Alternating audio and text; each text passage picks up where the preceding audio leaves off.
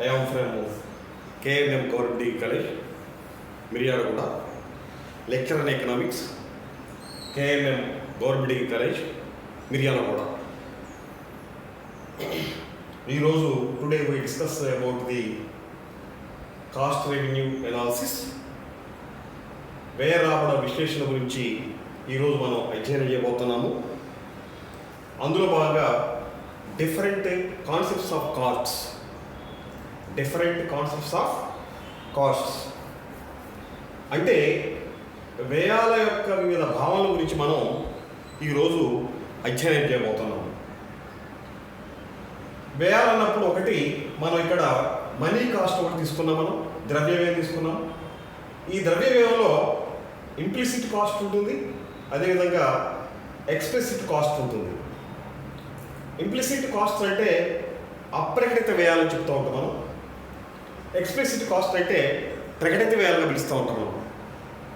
So money వ్యయం అంటే what is the definition of money costs అన్నప్పుడు మనం ఒక ఉత్పత్తిదారుడు వస్తు సేవలు ఉత్పత్తి చేయడం కోసం వివిధ ఉత్పత్తి కారకాలను ఉపయోగిస్తాడు. అంటే భూమి, శ్రమ, మూలధనము, అదేవిధంగా క్యాపిటల్, అదేవిధంగా ఆర్గనైజర్లు ఉపయోగిస్తూ ఉంటాడు. ఈ ఆర్గనైజర్ ఫ్యాక్టర్స్ ఆఫ్ ప్రొడక్షన్ ఉపయోగిస్తున్నప్పుడు వాటికి చెల్లించేటువంటి ప్రైసెస్ ఏవైతే ఉన్నాయో ఆ ప్రైసెస్ మొత్తాన్ని కూడా వచ్చిన దాన్ని ఏమంటారంటే it is a real money cost అని పిలుస్తూ ఉంటారు. వాటిని it is a money cost అని పిలుస్తూ ఉంటారు వాటిని. అంటే మనం ఒక రకంగా చెప్పాలంటే nothing but cost of production. అంటే వస్తు సేవల్ని ఒక ఉత్పత్తిదారుడు ఉత్పత్తి చేస్తున్నప్పుడు ఏ ఉత్పత్తి కారకాలను అయితే ఉపయోగిస్తాడో ఆ ఉత్పత్తి కారకాలకు చెల్లించేటువంటి ప్రతిఫలాల మొత్తాన్ని కాస్ట్ ఆఫ్ ప్రొడక్షన్ అంటారు, లేక మనీ కాస్ట్ అని చెప్తుంటారు, ద్రవ్య వ్యయం అని చెప్తుంటారు. సో అంటే ఇది నథింగ్ బట్ రెంటు, వేతనము, వేజు, ఇంట్రెస్టు, అదేవిధంగా profits. These are the returns are paid to the factors of productions. Rent and interest, wage, profits. So ఈ మొత్తాన్ని కూడా వచ్చిందని ఏమంటారంటే మనం సాధారణంగా మనీ కాస్ట్ అని చెప్తూ ఉంటాం. సో ఉదాహరణకి ఈ కార్డ్బోర్డ్, మార్కర్ బోర్డ్ ఏదైతుందో దీన్ని ఉత్పత్తి చేయడం కోసం 5 రూపాయలు రెంట్ కావచ్చు, 10 రూపాయలు వేజ్ కావచ్చు, అదేవిధంగా వేజ్ 10 రూపాయలు కావచ్చు, ఇంట్రెస్ట్ 2 రూపాయలు కావచ్చు, ప్రాఫిట్ 2 రూపాయలు కావచ్చు. మొత్తం కార్డ్బోర్డ్ యొక్క వ్యయం ఎంత అంటే 5 + 10 15, 17, 19. సో ఈ 19 రూపాయలు ఏంటంటే వ్యయాన్ని ఏమంటే మనీ కాస్ట్ అని చెప్తూ ఉంటారు. ఇకపోతే ఈ మనీ కాస్ట్ని మనం మళ్ళీ 2 కైండ్స్గా వేరియేట్ చేస్తూ ఉంటాం మనం, విభజిస్తూ ఉంటాం మనం. So one is implicit cost and another is explicit cost. So implicit cost అంటే మనం సాధారణంగా వివిధ వస్తు సేవల ఉత్పత్తిలో మన సొంత ఉత్పత్తి సాధనాలు ఉపయోగిస్తూ ఉంటాం మనం, భూమి, శ్రమను ఉపయోగిస్తూ ఉంటాం మనం. అదేవిధంగా మన సొంత కుటుంబాన్ని ఉపయోగిస్తూ ఉంటాం మనం. సో ఆ విధంగా సొంత కుటుంబానికి చెల్లించేటువంటి వేతన కావచ్చు, సొంత క్యాపిటల్ చెల్లించేటువంటి వడ్డీ కావచ్చు, అదేవిధంగా సొంత ప్రాఫిట్స్ కావచ్చు. ఇవన్నీ కూడా మనం ఉత్పత్తి వ్యయాల్లో భాగంగా చూడము. కాస్ట్ ఆఫ్ ప్రొడక్షన్లో మనం it is not part in the cost of production అన్నమాట. అందువల్ల మనం సాధారణంగా ఏం చేస్తామంటే ఇక్కడ ఈ అప్రకటిత వ్యయాలు, ఇంప్లిసిట్ వ్యయాలు కూడా మొత్తం వ్యయంలో ఒక భాగంగా మనం పరిగణిస్తూ ఉంటున్నాం. సొంత సేవలు కానివ్వండి, సొంత సాధనాలు కానివ్వండి, సొంత కుటుంబం అందించే సేవలు కానివ్వండి, ఇంకా ఏమైనా సరే ఏవైతే ఉన్నాయో అవన్నీ కూడా ఈ ఉత్పత్తి ప్రక్రియలో మనం పాల్గొంటాం. కాబట్టి పాల్గొన్నప్పటికీ మనకు ప్రైసెస్ రూపేణ ఏమి మనకి చెల్లించరు. ఆ చెల్లించని వాటిని మార్కెట్ ధర ప్రకారం లెక్కెడితే ఆ ధరల ప్రకారం లెక్కటం వచ్చిన దాన్ని ఏమంటే ఇంప్లిసిట్ కాస్ట్ అని చెప్తూ ఉంటారు. అప్రకటిత వ్యయాలు. సో ప్రకటిత వ్యయాలంటే నథింగ్ బట్ ఇందాక చెప్పుకున్నాం మనం, దీస్ ఆర్ ది వేతనము, వడ్డీ, ప్రాఫిట్స్, అంటే ఒక వస్తుత్పత్తిలో లేక ఒక వస్తుత్పత్తి ప్రక్రియలో ఉత్పత్తిదారుడు ఉపయోగించేటువంటి ఉత్పత్తి సాధనాలు చెల్లించేటువంటి రెంటు, వేజ్, ఇంట్రెస్ట్, ప్రాఫిట్స్ ఏతున్నాయో వాటిని మనం సాధారణంగా ఎక్స్ప్లిసిట్ కాస్ట్ అని చెప్తా ఉంటాం, ప్రకటిత వ్యయాలని చెప్తాం మనం. So total cost is equal to మనం సాధారణంగా ఏం చెప్తామంటే so implicit cost plus explicit cost అని పిలుస్తూ ఉంటాము. ఎక్స్ప్లిసిట్ కాస్ట్ అని పిలుస్తూ ఉంటాము. So these are the implicit and explicit cost. ఇకపోతే real cost. So real cost is nothing but వాస్తవిక వ్యయాలు. మనకి వాస్తవిక ఆదాయం ఉంటుంది, ద్రవ్య ఆదాయాలు ఉంటాయి. అట్లా ఇక్కడ మనీ కాస్ట్ ఉంటుంది, రియల్ కాస్ట్ కూడా ఉంటుంది. రియల్ కాస్ట్ అంటే ఏదంటే ఒక వస్తుత్పత్తిలో 4 ఉత్పత్తి కారకాలు చేసేటువంటి 4 ఉత్పత్తి కారకాల యాజమాన్యాలు చేసేటువంటి త్యాగాలు ఏవైతున్నాయో, శ్రమ ఏదైతుందో, అదేవిధంగా మానసిక ఒత్తిడి ఏదైతుందో, కష్టాలు ఏవైతున్నాయో, అవన్నీ త్యాగాలు ఏవైతున్నాయో అవన్నీ కూడా మానసిక అంశాలుగా పరిగణిస్తూ ఉంటాం మనం. అవన్నీ కూడా మానసిక అంశాలుగా పరిగణిస్తుంటాం మనం. అంటే సైకాలజికల్ ఫ్యాక్టర్స్ పరిగణిస్తూ ఉంటాం మనం. ఈ సైకాలజికల్ ఫ్యాక్టర్స్కి కూడా మనం మార్కెట్ ధరల యొక్క విలువను లెక్కెడితే అలా లెక్క కట్టగా వచ్చిందని ఏమంటారంటే మనం రియల్ కాస్ట్ అని చెప్తూ ఉంటాం. రియల్ కాస్ట్ అని చెప్తూ ఉంటాం మనం. ఇకపోతే మనకు this is opportunity cost. Very very important. Opportunity cost అంటే ఏంటంటే అవకాశ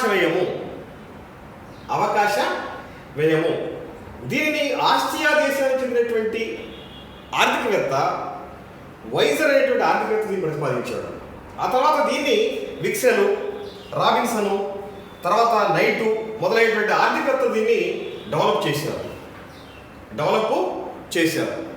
అయితే ఆపర్చునిటీ కాస్ట్ అంటే ఏంటంటే సాధారణంగా ఉత్పత్తి కారకాలకు కొరత ఉంటుంది. అదేవిధంగా ఉత్పత్తి కారకాలకు ప్రత్యామ్నాయ ప్రయోజనాలు ఉంటాయి. అంటే సబ్స్టిట్యూట్ యుటిలిటీస్ ఉంటాయి. ఈ సబ్స్టిట్యూట్ యుటిలిటీస్ ఉన్నప్పుడు ఒక ప్రయోజనంలో ఒక ఉత్పత్తి కారకాన్ని ఉపయోగిస్తే మరొక ప్రయోజనానికి ఆ ఉత్పత్తి కారకం అందుబాటులో ఉండదు. అందువల్ల మనం ఒక సంస్థలో పనిచేసినప్పుడు ఒక శ్రామికుడుకు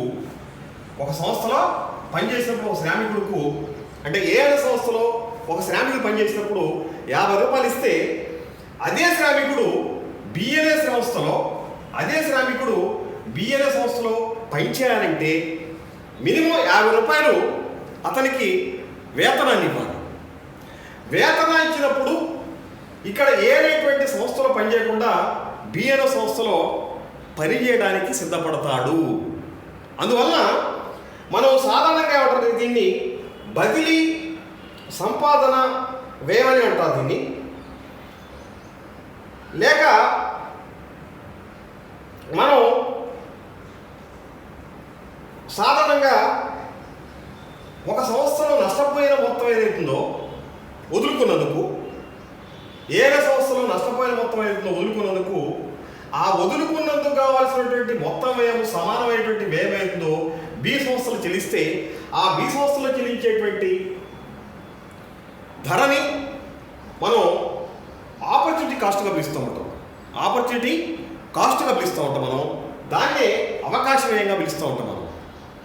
ఇకపోతే సో ఆపర్చునిటీ కాస్ట్ అనేది ఇందా చెప్పుకున్నాం మనం, వెరీ వెరీ ఇంపార్టెంట్. దీన్ని నైస్ అనేటువంటి ఆర్థికవేత్త డెవలప్ చేశాడు. రాబిన్సన్, నట్స్, విక్సెల్ ఆ తర్వాత వచ్చిన ఆర్థికవేత్త దీన్ని డెవలప్ చేశారు. అదేవిధంగా ఉత్పత్తి కారకాల కొరత ఉంటుంది, వాటికి ప్రత్యామ్నాయ ఉపయోగాలు ఉంటాయి. ఒక ఉపయోగానికి ఉపయోగించినప్పుడు మరో ఉపయోగానికి అవి అందుబాటులో ఉండవు.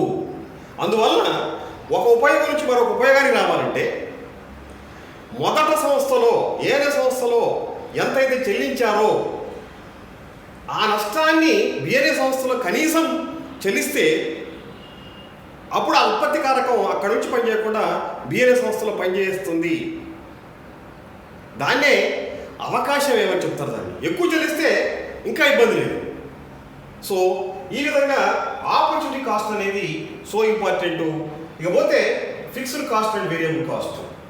ఫిక్స్డ్ కాస్ట్ అంటే స్థిర వ్యయం అని చెప్తాం మనం. స్థిర వ్యయం అని చెప్తాం మనం. స్థిర వ్యయం అంటే ఏం లేదు, నథింగ్ బట్ ఒక సంస్థలో ఉత్పత్తి ప్రారంభం కాకముందు ఉండే వ్యయాలను ఫిక్స్డ్ కాస్ట్ అని చెప్తూ ఉంటుంది. ఉత్పత్తి ప్రారంభం కాకముందు ఉండే వ్యయాలు ఏంటి? ల్యాండ్, బిల్డింగు, యంత్రాలు, యంత్ర పరికరాలు, ఇవన్నీ కూడా మనం సాధారణంగా స్థిర వ్యయాలుగా పిలుస్తుంటాం. అంటే ఉత్పత్తి ప్రారంభం కాకముందు. Those costs are incurred by the producer before the production is called as fixed cost అని పిలుస్తూ ఉంటాం మనం. ఫర్ ఎగ్జాంపుల్ ల్యాండ్, బిల్డింగ్, అదేవిధంగా machines, these are the called as fixed costs. Whereas variable cost is considered as when the production is started by the producer, automatically the costs also started. That kind of costs is called as variable costs, which is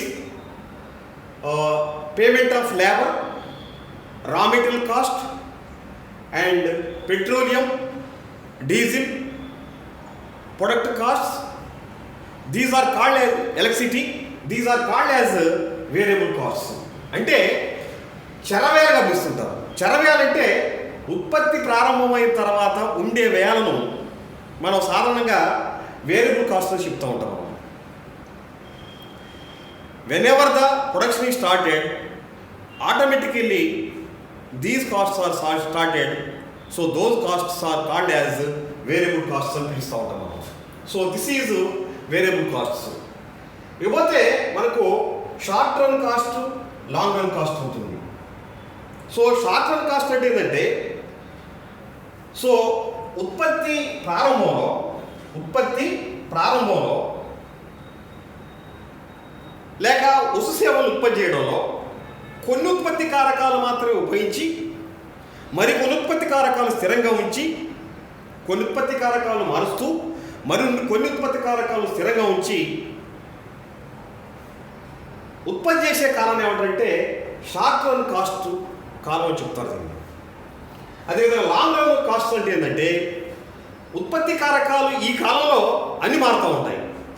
అంటే ఏ కాలంలో అయితే ఉత్పత్తి కారకాలు మారుతూ ఉత్పత్తిని పెంచుతారో, ఏ కాలంలో అయితే అన్ని ఉత్పత్తి కారకాలు మారుస్తూ ఉత్పత్తి పెంచుతారో ఆ కాస్ట్ని ఏమంటారంటే nothing but long run cost అంటారు.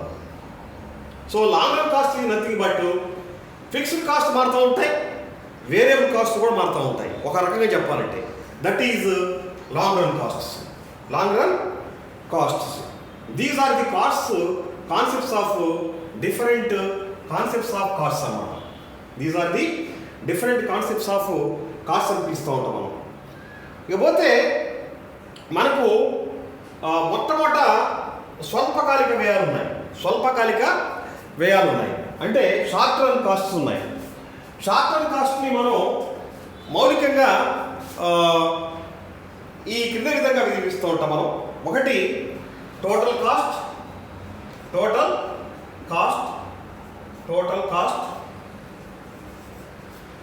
కాస్ట్లో ఏమవుతుంది? That is one is fixed cost,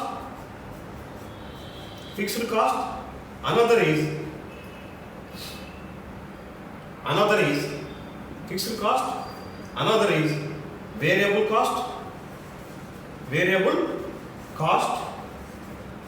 and another is variable cost.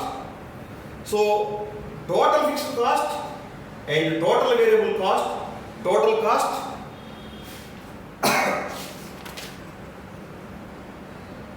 అదేవిధంగా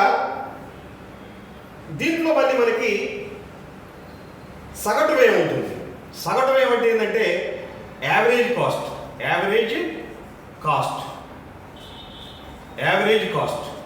సగటు వ్యయం. అదేవిధంగా టోటల్ ఫిక్స్డ్ కాస్ట్లో మనకి ఏఎఫ్సి ఉంటుంది. ఏఎఫ్సి అంటే యావరేజ్ ఫిక్స్డ్ కాస్ట్. అదేవిధంగా టోటల్ వేరియబుల్ కాస్ట్ అంటే ఇక్కడ average variable cost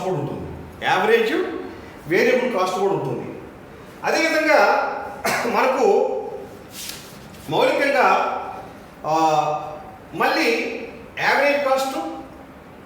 AFC, ABC కాకుండా లాస్ట్ది మార్జినల్ కాస్ట్ కూడా ఉంటుంది. మార్జినల్ కాస్ట్ ఉంటుంది. ఉపాంత వ్యయం అంటారు దీన్ని తెలుగులో. ఉపాంత వ్యయం అంటారు తెలుగులో దీన్ని. So these concepts of the costs ఏస్ ఉన్నాయో short run costs, these are the short run costs, అంటే స్వల్పకాలిక వ్యయాలుగా పిలుస్తాం మనం. ఈ స్వల్పకాలిక వ్యయాలు మనం ఒక పట్టిక ద్వారా మొట్టమొదట డెరివేట్ చేద్దాము. ఒక షెడ్యూల్ ద్వారా డెరివేట్ చేద్దాము. ఒక షెడ్యూల్ ద్వారా డెరివేట్ చేద్దాము. ఆ షెడ్యూల్ ఏంటంటే ఇక్కడ, సో నెంబర్ 1 షెడ్యూల్ ఏంటంటే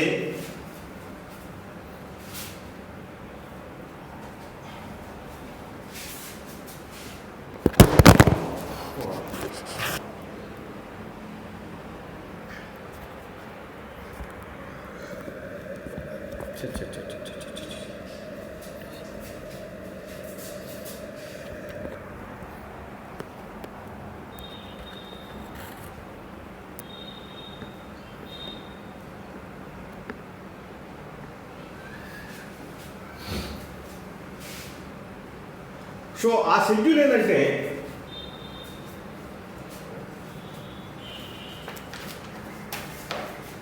పట్టిక పిలుస్తుంటుంది. దీన్నే పట్టికగా పిలుస్తుంటుంది.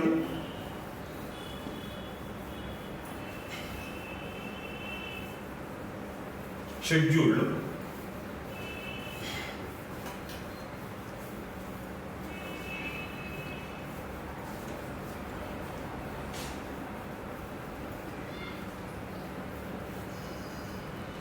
So one is quantity of goods,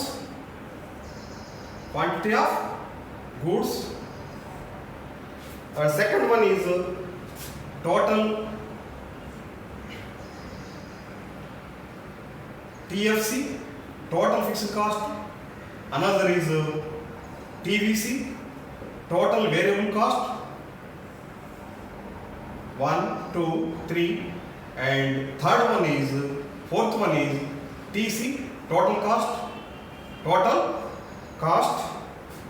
అదే విధంగా total cost, total variable cost, తర్వాత యావరేజ్ కాస్ట్, సగటు వ్యయము, తర్వాత last one is marginal cost, ఉపాంత వ్యయము. So this is 5 and 6. So quantity of goods తీసుకున్నప్పుడు 1, క్వాంటిటీ ఆఫ్ గూడ్స్ తీసుకున్నప్పుడు 1, 2, 3, 4, 5, 6, 7, 8, 9.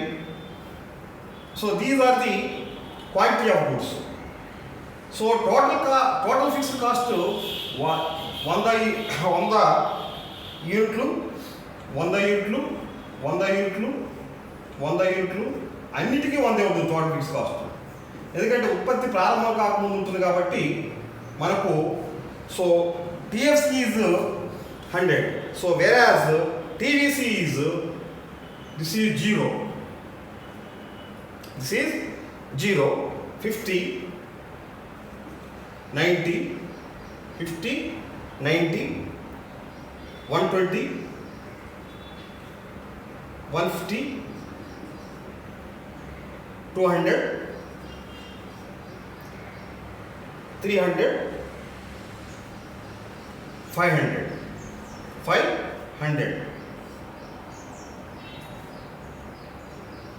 So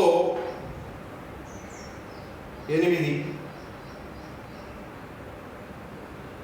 0, 50, 90, 120, 90, 120, 150, 200, 300.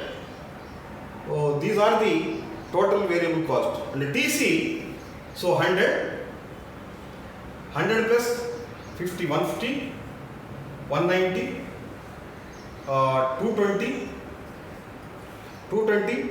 250, and 300, 400. Last one is 600. These are the TC costs. ఇకపోతే AC cost. AC cost అంటే ఏంటంటే యావరేజ్ కాస్ట్ అని చెప్తుంటాం. Average cost అంటే TC by quantity of goods. So 4/1 అంటే 4వ సీరియల్ని 1వ సీరియల్ చేత భాగించవచ్చిందని ఏమంటే మనకు నథింగ్ బట్ యావరేజ్ కాస్ట్ అని చెప్తుంటారు. This is 100, this is 100/2 is equal to 100/2 is equal to sorry AFC TFC కూడా ఉంది, ఏఎఫ్సి ఏబిసి ఏఎఫ్సి ఏఎఫ్సి కూడా ఉంది. So tomorrow will discuss 100. 150/2 is equal to 75, and 190/3 is equal to 190/3 is equal to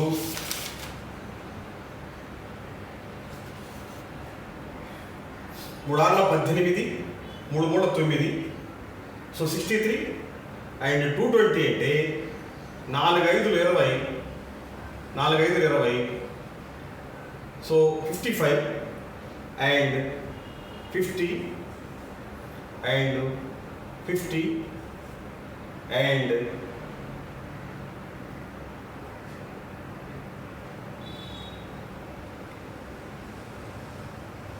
58, and these are the average costs. Whereas marginal cost is change in totality, change in quantity. So change in totality అంటే ఇక్కడ marginal cost అంటే this is 50, this is 40, this is 30, this is 30, and this is 30, and this is 50, and this is 100, this is also 100. So marginal cost 50, 40, 30, 50, 100. So 6 is equal to change in 4 by change in 1. So these are the marginal costs. This is the marginal cost. ఈ విధంగా మనం మౌలికంగా మనం marginal cost, average cost అంటే particular విధంగా రాబడుతూ ఉంటాం. తర్వాత ఏఎఫ్సి ఏబిసి కూడా ఉంటుంది. అంటే యావరేజ్ ఫిక్స్డ్ కాస్ట్ ఉంటుంది, యావరేజ్ వేరియబుల్ కాస్ట్ ఉంటుంది. యావరేజ్ ఫిక్స్డ్ కాస్ట్ ఉంటుంది, యావరేజ్ వేరియబుల్ కాస్ట్ ఉంటుంది. దాన్ని ఇక్కడ డెరివేట్ చేద్దాం. యావరేజ్ ఫిక్స్డ్ కాస్ట్ అంటే average variable cost. So average fixed cost అంటే average fixed cost. So change in 2 by, సో 7 is equal to change in 2 by change in 1. 7 is equal to change in 2 by change in 1. అంటే చూడండి ఇక్కడ change in 2 by change in 2 by 1. 2 by 1. Change in 2 by change in 1 is not 2 by 1. 2 by 1. So 100/1 is equal to 100. 100/2 is equal to 50. 100/100 is equal to 33. 25, 33, and 25, and 20, and 17, and 14.15. So these are the average fixed costs. And finally we come to the average variable cost. Average variable cost is 3/1. 3/1 average variable cost. So that is equal to 3. So 8 is equal to 3/1. 3/1 is 0 by 1 is equal to 0. 2 by 50 is equal to 25. 0, 25 and 30 and 30 and 30 and 200 by 6 is equal to 33 and 7 by 300 is equal to 7 4 28 45 and 8 8 8 8 7 8 7 8 6 so 65. These are the average variables. So average variable cost is equal to 3 by 1. 3 by 1 అంటే మూడవ serial by రెండవ serial అంటే TVC by quantity of goods is equal to average variable కాస్ట్గా మనం derivate చేస్తూ ఉంటాం. So these are the cost various different costs in short term. స్వల్పకాలం ఉండేటువంటి వివిధ వ్యయాలను ఈ విధంగా మనం ఒక పట్టిక ద్వారా డెరివేట్ చేస్తాం. అలా డెరివేట్ చేసిన తర్వాత మనం TFC, what is TFC, what is TVC, what is AFC and what is AVC, what is TC, what is AC, what is MC అనేటువంటిది వివిధ ఈ పట్టికలో ఉన్నటువంటి విలువలకి క్వాంటిటీ ఆఫ్ గుడ్స్ గల సంబంధాలను మనం గ్రాఫ్లో చూపెట్టి కూడా మనం టిఎఫ్సి రేఖను, టీవీసీ రేఖను, ఏఎఫ్సి రేఖను, ఏవిసి రేఖను, టీసీ రేఖను, ఏసీ రేఖను అండ్ ఎంసీ రేఖను మనం డెరివేట్ చేయొచ్చు. సో ఈ విధంగా మనం డిఫరెంట్ కాన్సెప్ట్స్ ఆఫ్ కాస్ట్స్ని we will discuss tomorrow and how to derivate and what is the nature of different cost curves అనేది మనం రేపు అధ్యయనం చేద్దాం. రేపు మనం what is the different cost natures we will discuss tomorrow. So this is the end of this day. Thank you and for all.